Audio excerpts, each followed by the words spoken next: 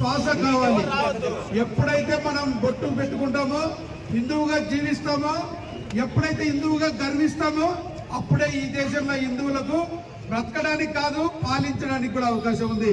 ఎందుకంటే హిందువులందరినీ సమానంగా చూడడం వల్ల హిందువుల చేతగంతనం అనుకుంటున్నారు.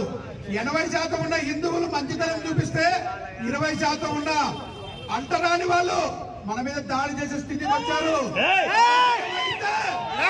ఇలాగే దాడులు కొనసాగడం పునరావృతమైతే హిందువుల వైపు చూస్తే కూడా హిందువుల వైపు చూసిన వాడి కళ్ళు పీకుతాం.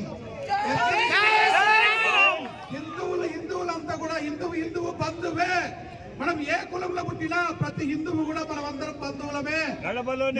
కూడా గడపలోనే కులం, బయటికి వస్తాయి హిందువుగా జీవిద్దాం, హిందువుగా మాట్లాడదాం, చనిపోయేంత వరకు కూడా హిందువుగానే గర్విద్దాం. దయచేసి ఎవరే కానీ ప్రతి హిందువుకి ఏమి జరిగినా కూడా హిందూ సమాజం అంతా కూడా మన వెనక ఉంది. ధైర్యంగా ఉండండి, హిందువుగానే జీవించండి.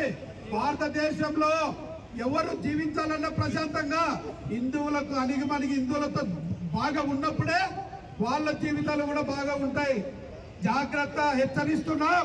ఒక హిందువుగా చెప్తున్నాం, హిందువులకు ఏదైనా హక్కులకు భంగం కల్పిస్తే మీ ప్రార్థనాలయాల దగ్గర మైకులు పెట్టకూడదు, డబ్బులు వాయించకూడదని ఏ రాజ్యాంగంలో ఉందిరా పెదవల్లారా?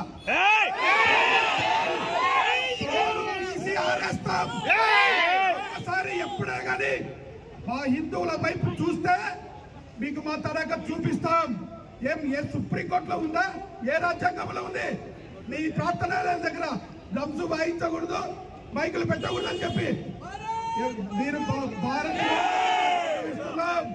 జాగ్రత్త, ఖబర్దార్. హిందువుల జోలికి వస్తే హిందువుల తడాక చూపిస్తాం. 80% ఉన్న హిందువుల మేమేంట్రా మీకు భయపడేది? ఒక్క చోట నుంచి ఉచ్చవస్తే కొట్ట. జై శ్రీరామ్.